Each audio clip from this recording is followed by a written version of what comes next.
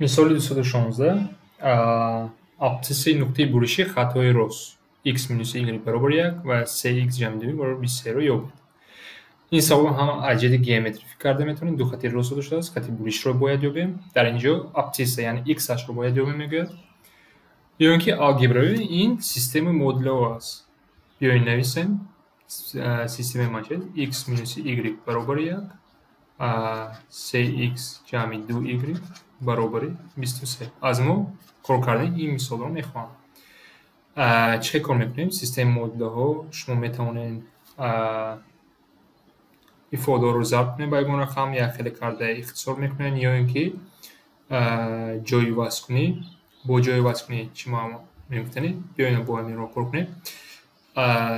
Бигзор якумро ё кунем. Ман y-ро агар ба тарафи рост гирам, ман хел навишта метавонам. Як ҷамъи y навишта метавонам. Ва ин ифодаро гирифта ба дуюмаш мемонам. Ба дуюм мисол. Ва ин чӣ мешавад? 3 зарби ифодаи ма ҷои x як ҷамъи y-ро мемонам.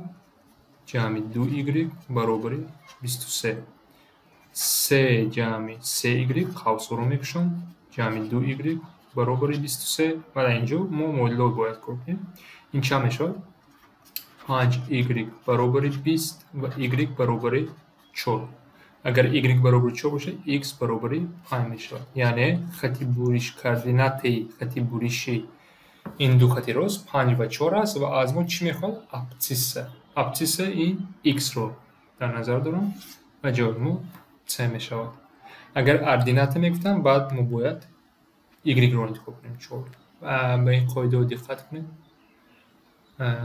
барои хато накардан.